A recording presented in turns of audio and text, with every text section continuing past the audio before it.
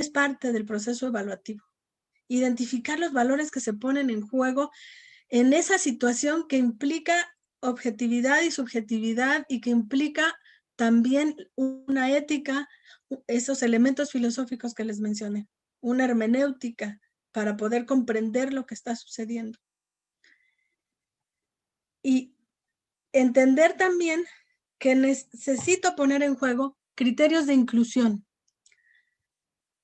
que tienen que ver con que nadie se quede atrás, que todos tengan esa oportunidad, pero no puedo medir a todos de la misma manera.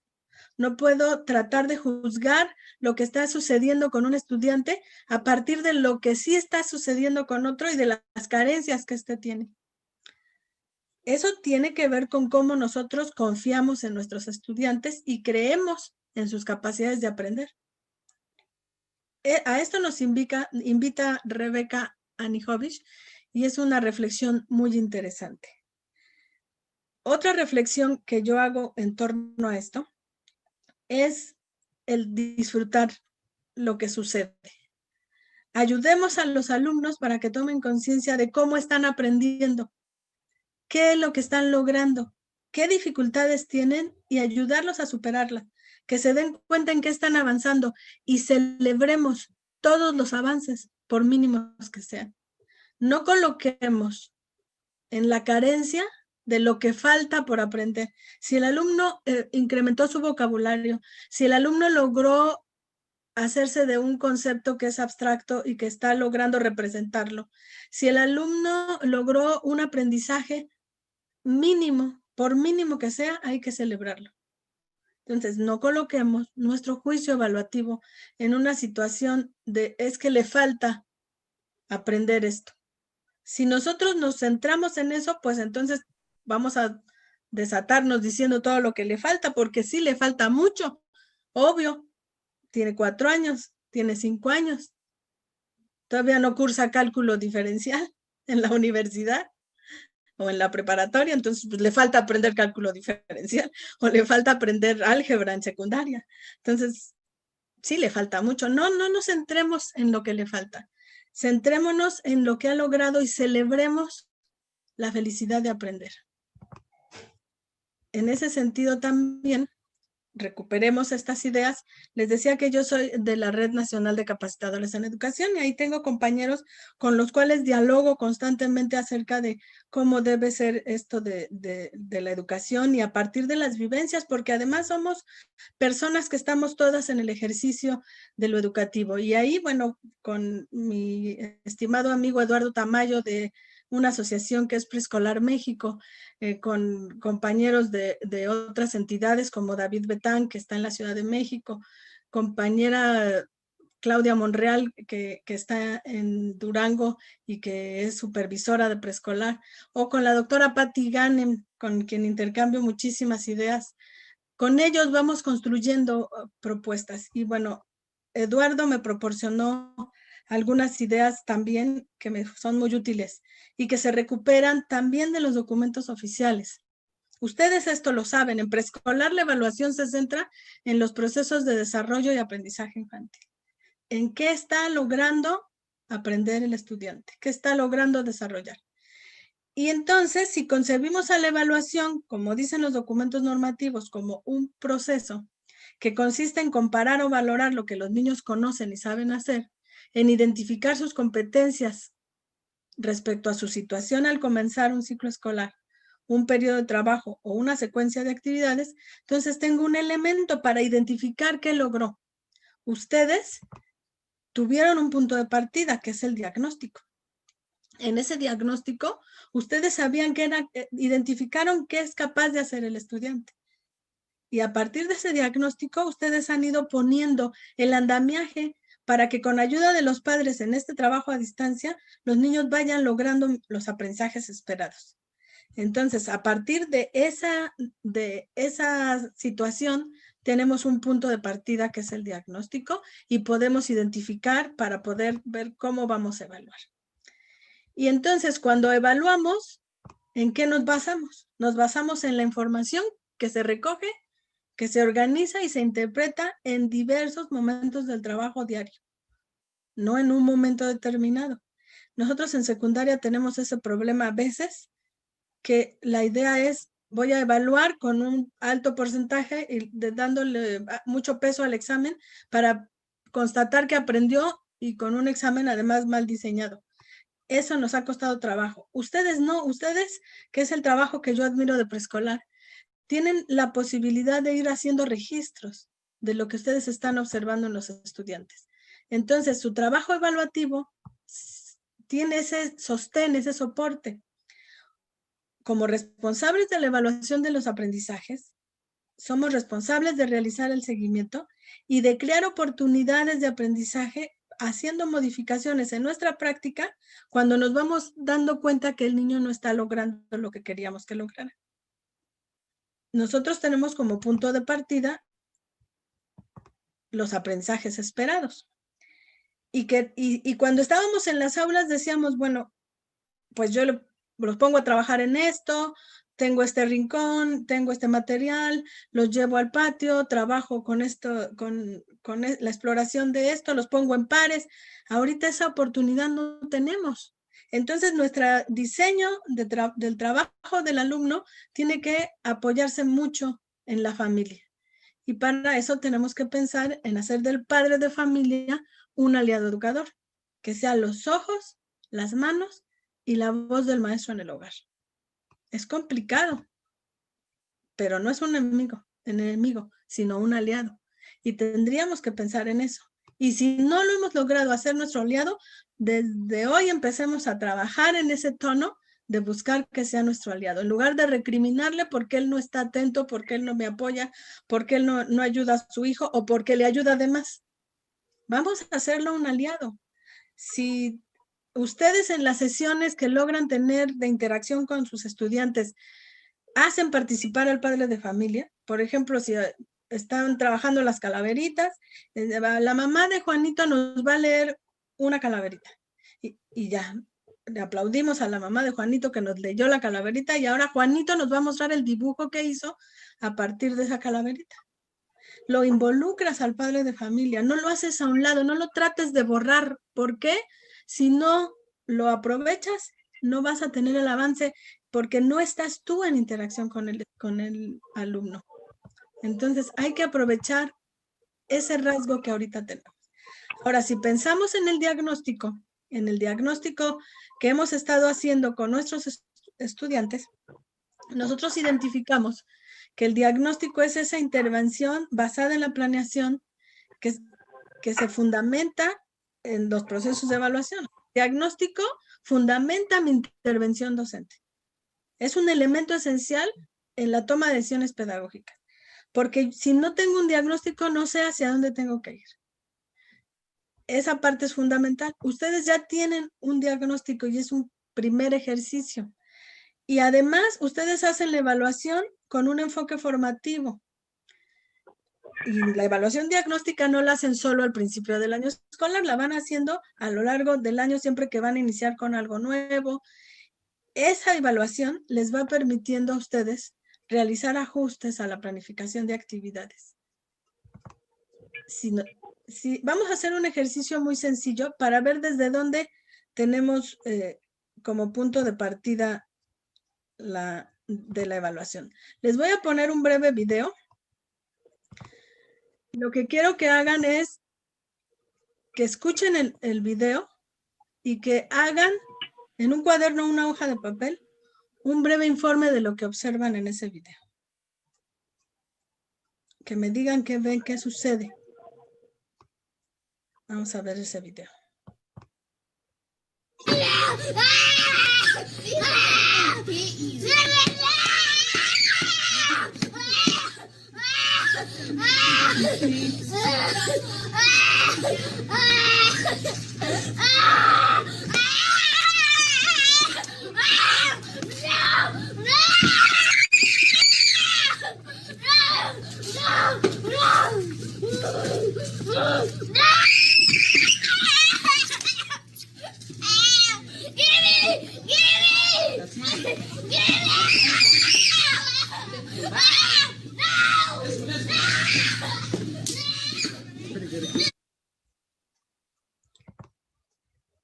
¿Qué fue lo que pasó ahí? A ver, escriban, les doy un minuto para que escriban.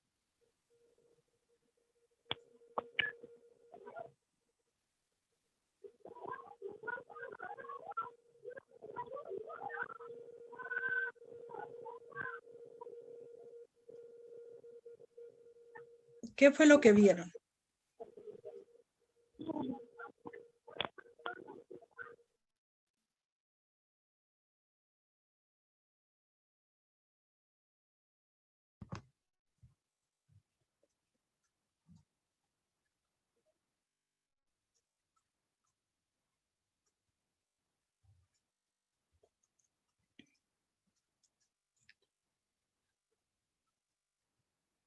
Ya estoy leyendo ahí lo que escriben.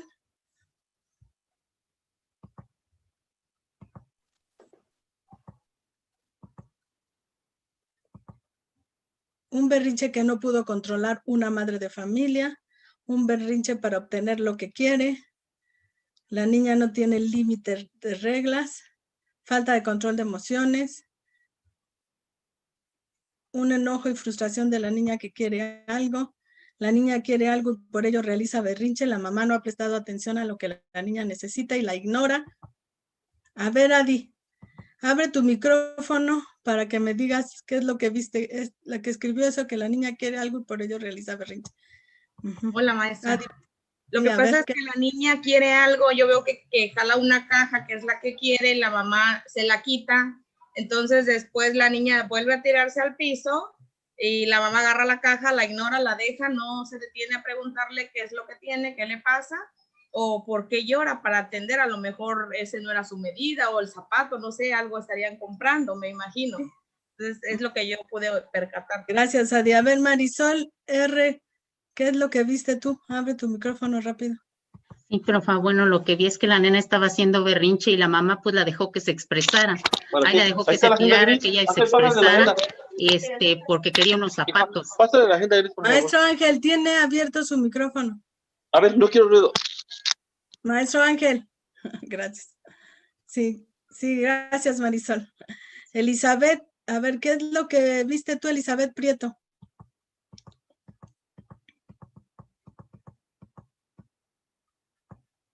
Puedes abrir tu micrófono.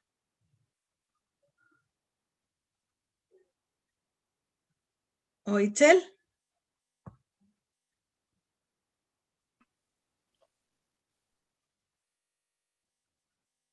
¿Obdulia?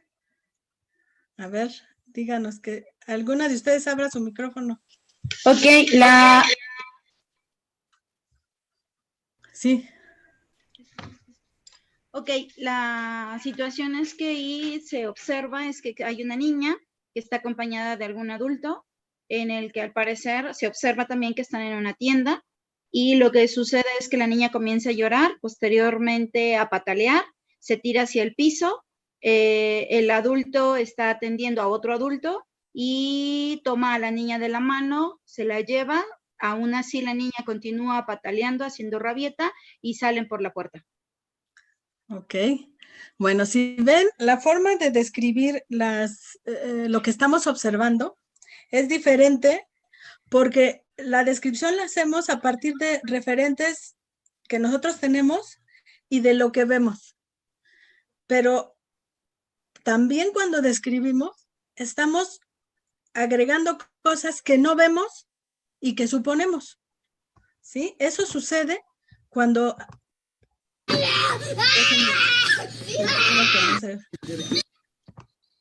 Eso sucede cuando observamos las producciones de nuestros estudiantes. Eso mismo sucede. En psicología hay un principio que nos habla de que el ser humano tiende a hacer este tipo de cosas. Nosotros con lo que observamos podemos tomar decisiones pedagógicas con eso que observamos en esa escena. Algunos de ustedes podrán decir, sí, porque puedo ayudarle a la mamá, hablar con ella para que ayude a poner límites. Algunos otros dirán, no tengo suficiente información, porque lo hacemos desde nuestra subjetividad, lo que nosotros apreciamos. El principio se llama ley del cierre o de la completud. Y eso lo hace nuestra mente de manera directa, de manera como inercia. Las formas abiertas o inconclusas, como por ejemplo estas que les voy a poner aquí, provocan incomodidad a nuestro cerebro, por lo que existe una tendencia a completar con la imaginación aquello que falta. Y entonces nosotros logramos percibir esta forma incompleta que está aquí, que no está cerrada. Nosotros la percibimos, incluso alcanzamos a ver la línea imaginaria que cierra y que nos hace ver un balón, por ejemplo. O acá, que nos hace ver una jirafa. Así es. Pero lo hacemos de manera inconsciente, porque existe una tendencia en nuestro cerebro a completar con la imaginación aquello que falta. En el video, lo que vimos fue una niña haciendo berrinche en una tienda. Pero muchos de ustedes dijeron, su mamá no le hace caso. En ningún lado dice que esa es la mamá. No tenemos esa información. No sabemos si es la mamá. Luego, ¿es que la niña quiere algo? Tampoco sabemos, lo suponemos. Y luego todavía ponemos el juicio más adelante diciendo, le hacen falta reglas para que sepa de límites y para que controle emociones. Todo eso lo hacemos nosotros por la ley del cierre o de la completud.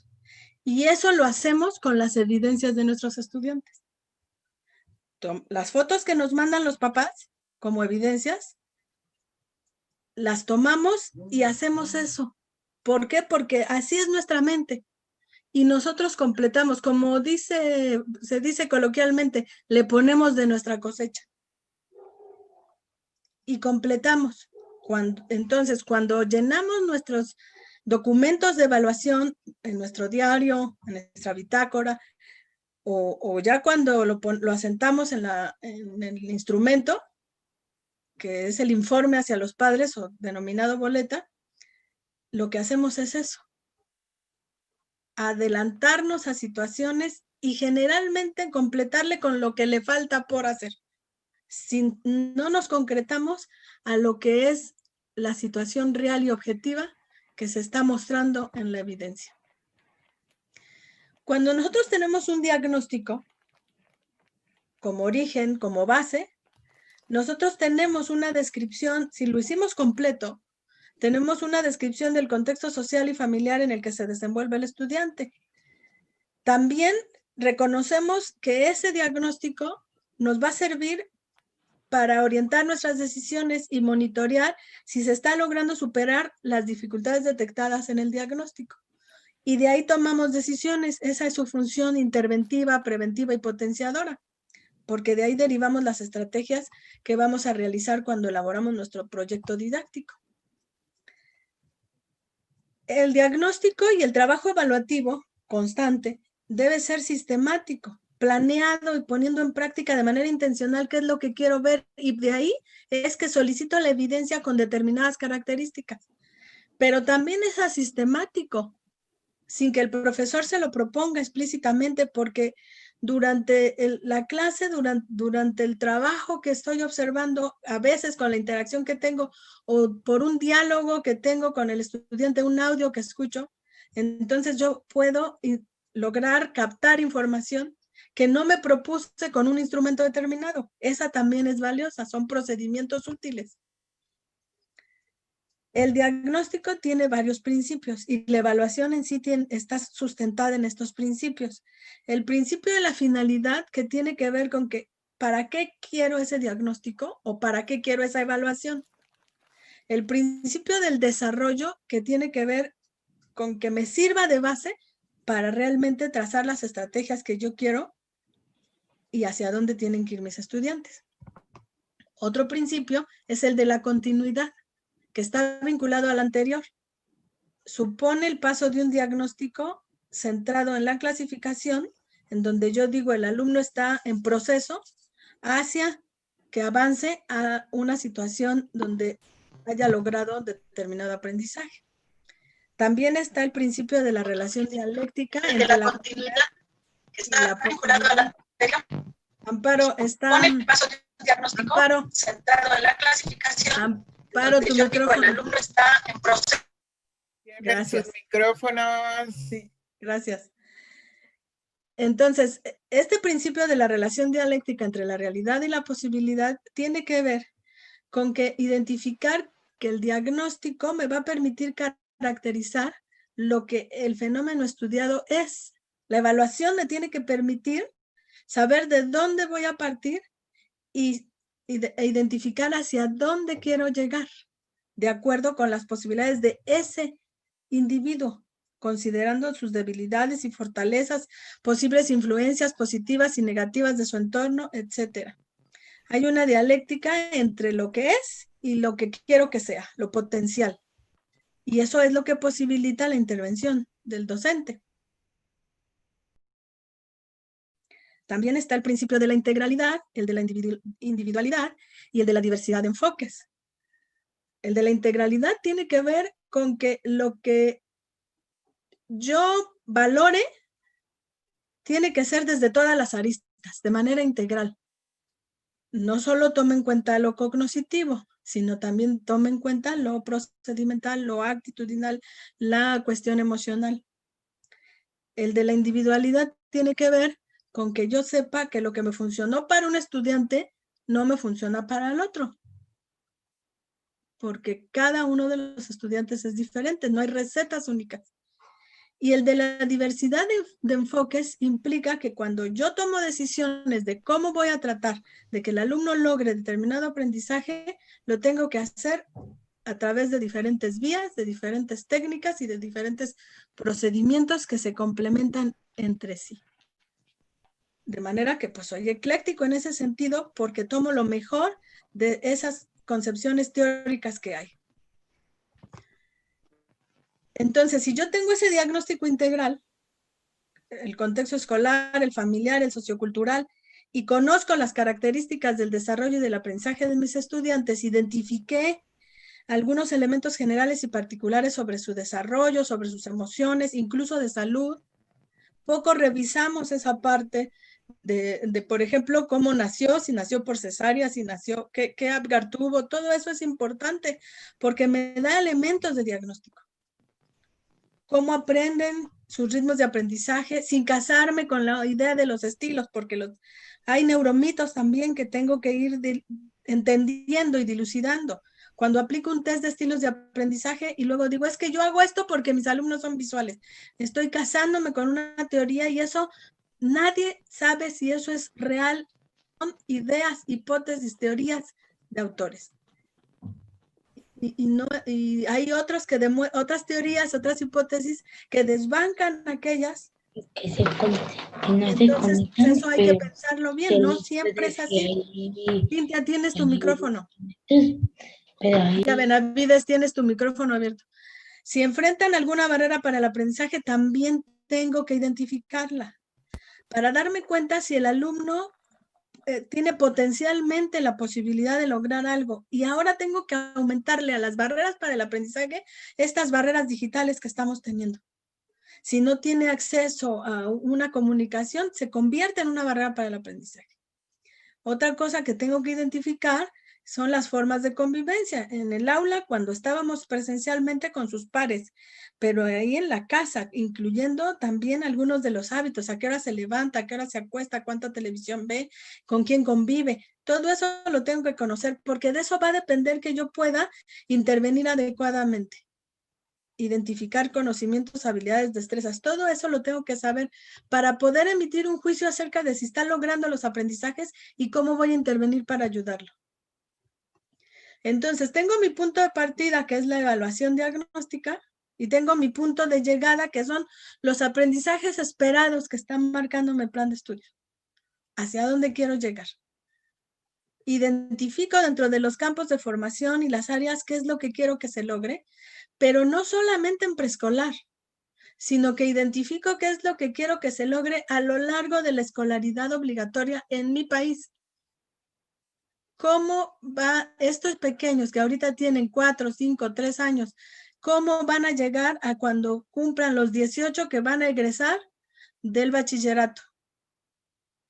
qué tipo de competencias, habilidades, actitudes, valores tienen que haber desarrollado, porque yo tengo que identificar cómo con lo que estoy haciendo ahorita en preescolar, estoy poniendo ese andamiaje para que ellos logren un trayecto formativo que los lleve al logro de ese perfil de egreso y de las competencias para la vida que están en el plan de estudios como al término de la secundaria y al término del bachillerato. Y para eso tengo que leer, identificar, conocer, para que entonces yo sea parte de ese proceso que me permita que mis estudiantes logren aquello que en sus posibilidades esté, en su contexto, identificando y superando sus barreras para el aprendizaje y superándose a sí mismo.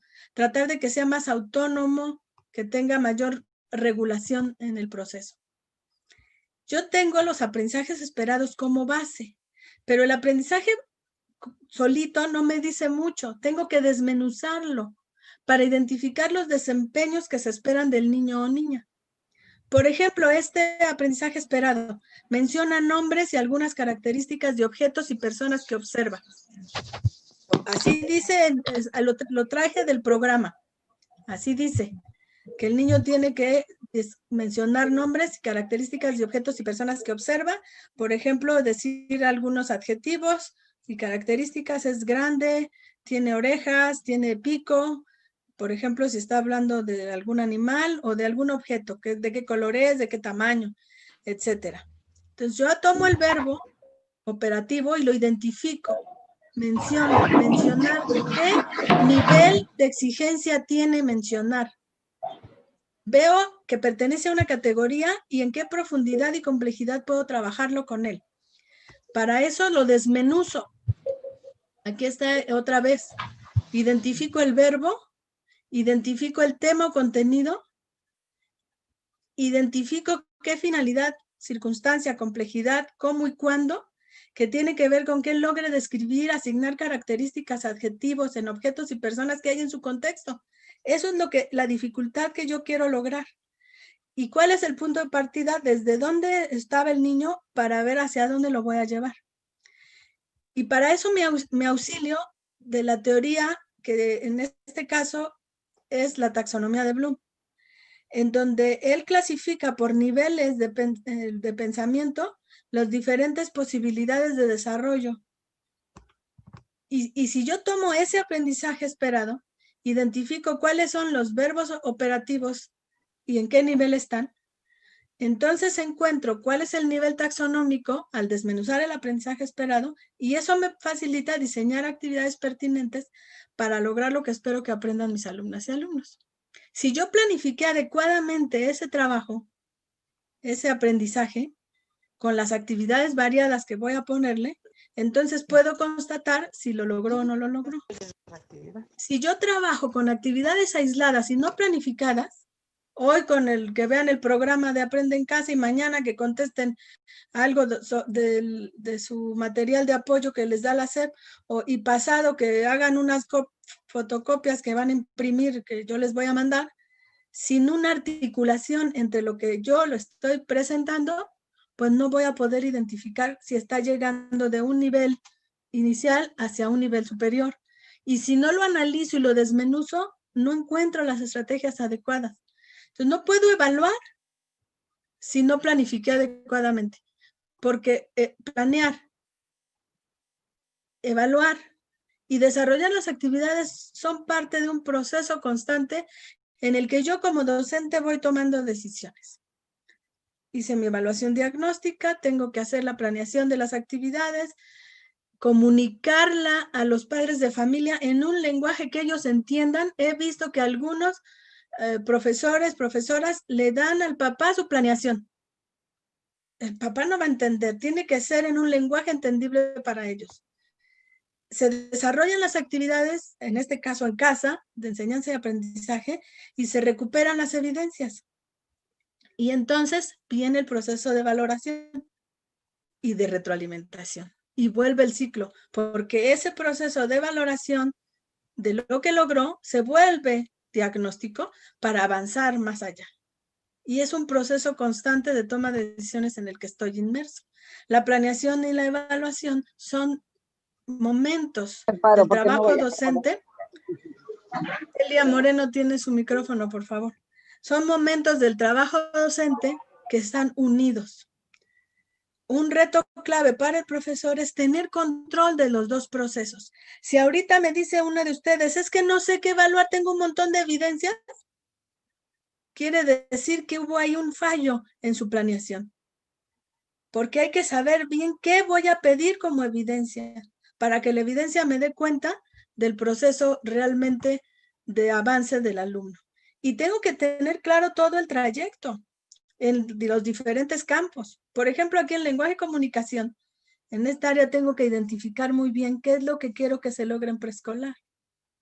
Finalmente, a lo largo de todo ese trayecto, lo que queremos lograr que ellos sean a los 18 años, estudiantes elocuentes y con iniciativa, que puedan expresarse y defender sus ideas con confianza y fluidez de forma oral y escrita. Entonces, yo contribuyo a eso desde preescolar y lo tengo que tener claro. Y luego tengo que tener claro cómo voy a obtener la información, identificar cuáles son mis estrategias, cuáles son los métodos que utilizo, cuando es cualitativo y cuantitativo, qué tipo de datos requiero, qué técnicas utilizo y con qué instrumentos. Y eso, pues tenemos documentos que nos ayudan. Este librito, por ejemplo, de herramientas para la evaluación, trae muchas recomendaciones sobre evaluación. Y ahí me explica cómo llevar la guía de observación, el registro anecdótico, el diario de clase, cómo usar escalas, cómo usar rúbricas, porque a veces nos casamos con un solo instrumento y todo lo queremos hacer con rúbricas. Y no todo se puede evaluar con rúbricas, o todo con escalas estimativas, o confundimos las escalas estimativas con las rúbricas, y no son tales. Entonces, eso también hay que leer, identificar todo esto. Contamos con muchos elementos, con materiales desde el propio programa y con lo que nosotros vamos desarrollando y los materiales que los chicos tienen. Y si no, pues están digitales para que yo pueda con ello trabajar. Y cuando recupero las evidencias de mis estudiantes, estas son evidencias reales de educadoras que las recuperaron. Si te vienen de un proceso planificado, entonces me van a servir y van a ser de utilidad para poder describir e identificar qué es lo que quiero que mis estudiantes logren. Identifico eso y entonces puedo describir qué logro, siempre con lenguaje asequible, que sea entendible por los papás y que no sea negativo en términos de lo que le falta, que sea en términos de lo que logró. Mis evidencias me tienen que dar cuenta. Por ejemplo, tengo esta pequeña evidencia que es un audio. A ver, una niña se llamaba Rosito de Oro. Le dijo su mamá que vaya al bosque. Ay, se cayó. Perdón. Y se perdió, luego se encontró una casita en medio del bosque, luego como está linda como una casita de muñecas, y luego entró, luego tenía hambre y se comió la lechita, estaba en la mesa, la Ariana estaba caliente y la del medio estaba fría y la chiquita estaba perfecta como ella le gustaba. Luego a ver, una Muy bien. Entonces, si yo tengo ese audio y planifiqué mi trabajo, identifico, porque yo identifiqué antes el aprendizaje esperado y lo planifiqué, sé de qué ámbito, qué práctica social del lenguaje es la que se promueve, tengo claro que el nivel taxonómico es superior al de conocimiento y me lleva a la comprensión. Entonces, si logro eso, puedo describir los logros de aprendizaje en razón de ese aprendizaje esperado. Y lo describo para poder hacer la devolución que me sirva para la toma de decisiones. Todas mis evidencias tendrían que ser en ese sentido claras y derivadas. La de acá. Cintia, otra vez tu micrófono, por favor. Cintia Benavides. no lo abra.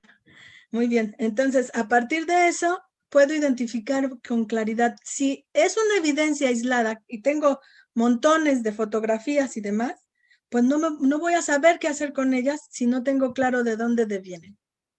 Cada una de esas evidencias tiene que dar cuenta del proceso. Y en el caso de quienes le ayudan a su niño y no puedo yo ver el proceso porque no lo estoy observando, tengo que confiar en los padres y apoyarme en ellos, de manera que intervenga a tiempo para ir convenciendo al padre de familia de la importancia de que deje que su hijo haga las cosas. Sé que eso es difícil porque tenemos muchos papás que no lo comprenden, pero les digo, ya quisiéramos tener 20 de los que le ayudan en lugar de tener 20 ausentes, porque es otra necesidad de interacción con los padres.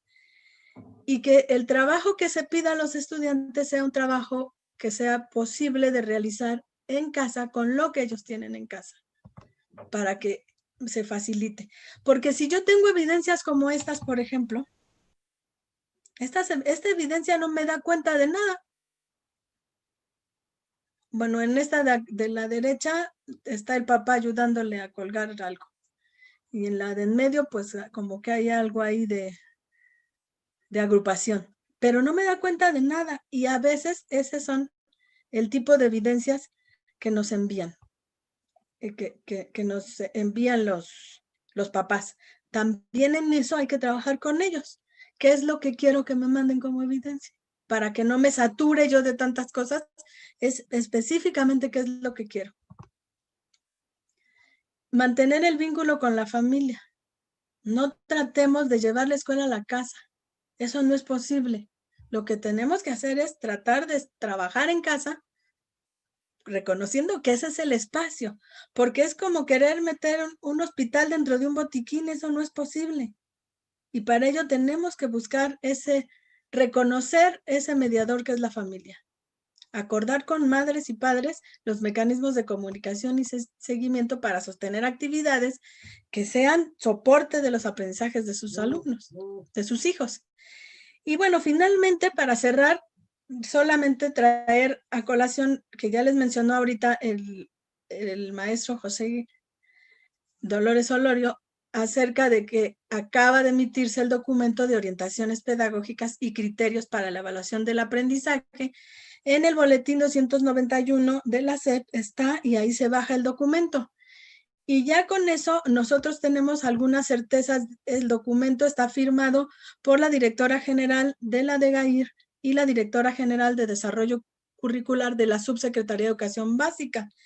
Y entonces eso lo valida totalmente, es oficial y nos permite identificar, bueno, que a partir del reconocimiento de la situación que estamos teniendo y que nosotros estamos obligados a ser garantes del derecho a la educación, reconociendo que se está implementando esta estrategia y que no sabemos cuándo termine, puesto que hasta que el semáforo esté en verde, y eso después de hacer un análisis de las autoridades de salud se tomará la decisión, y reconociendo en el documento que hay diferentes niveles de comunicación, porque tenemos comunicación y participación sostenida con algunos alumnos, por algún medio hemos logrado esa comunicación, pero también tenemos con otros comunicación intermitente y baja participación, y en otros casos prácticamente inexistente, y que estos niveles de comunicación diferenciados se derivan de las circunstancias familiares que estamos viviendo y de la propia pandemia. Por lo tanto,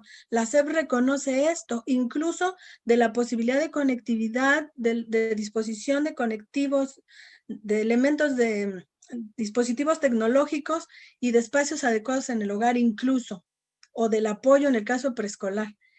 Y reconociendo todo eso, la SEP, facultada en los términos de poder dar estas disposiciones, nos dice: si reconocemos que la evaluación lo que pretende es aportar información para mejorar la acción educativa, y se trata de reconocer lo que hicieron los estudiantes, su esfuerzo, todos están aprendiendo de una forma o de otra, solo que no estuvieran vivos, no estarían aprendiendo. Mientras estemos vivos, aprendemos, pero unos más y otros menos, unos de una forma y otros de otra. Unos están viendo los programas de televisión, otros tienen apoyo, otros no tienen apoyo, otros tienen a un hermano mayor, otros no tienen a nadie. Entonces, en función de eso, lo que nos toca es mantener ese vínculo constante, incentivar a quienes se relacionan esporádicamente y dejar abierta la posibilidad de recuperar a quienes no hemos logrado tener comunicación.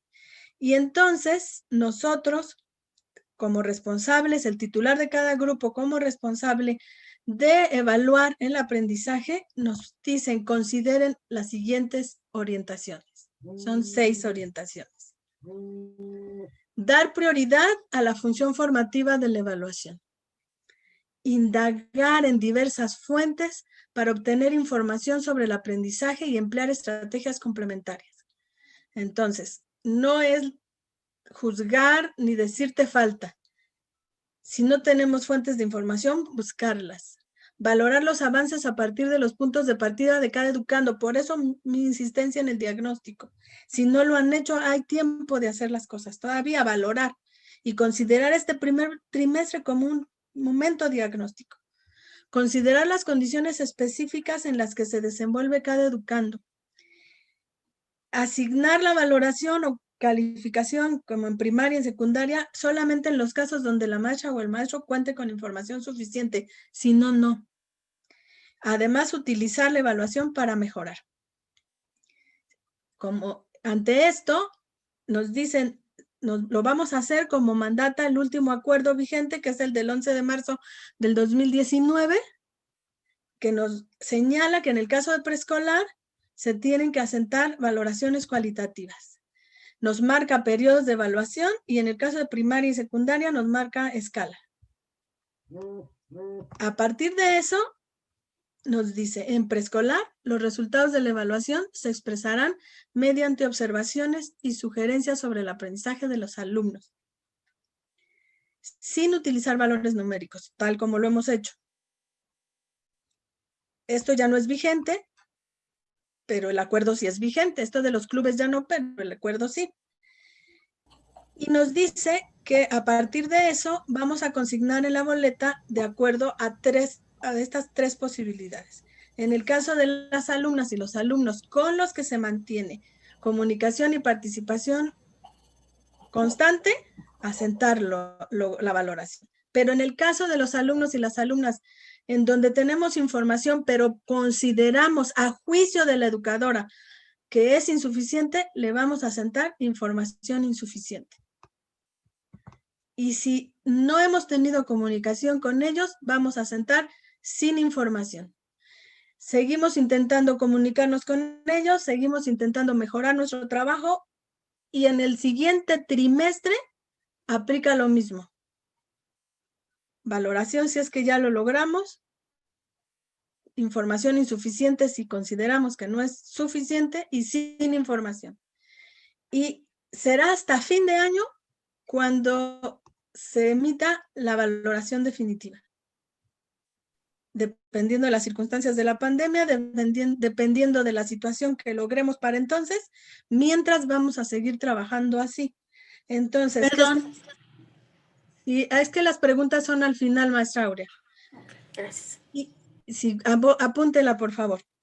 Y adicionalmente, el titular del grupo podrá emitir recomendaciones específicas a los padres de familia. Por lo tanto, tomemos este primer trimestre para mejorar lo que hemos estado haciendo. Y a partir de eso, si no hicimos un buen diagnóstico, complementémoslo. Si no no hemos logrado integrar planeaciones articuladas, intentemos hacerlo. Si no hemos logrado buenas evidencias, porque no sabíamos qué pedirle a los padres como evidencia, tratemos de lograr evidencias que nos muestren realmente el avance de los niños. Y a partir de eso, tomemos decisiones.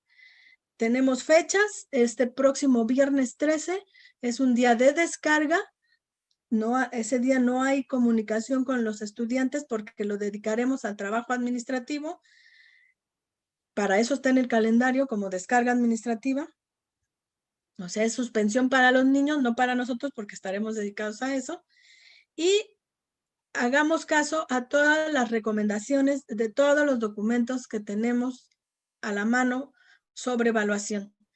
El libro de 5 herramientas para la evaluación o los libritos de apoyo también del modelo 2017 que nos hablan sobre evaluación. Hay mucho material al respecto. Es cuanto les quiero compartir el día de hoy. Ahora sí, preguntas. Excelente, maestra Eréndira. Mira, mi tiempo es la 1 en punto. Sí, muy exacta. Bueno, pues vamos a tratar de con ese mismo tiempo, entonces, abrir micrófonos. Hay 3 preguntas en el chat.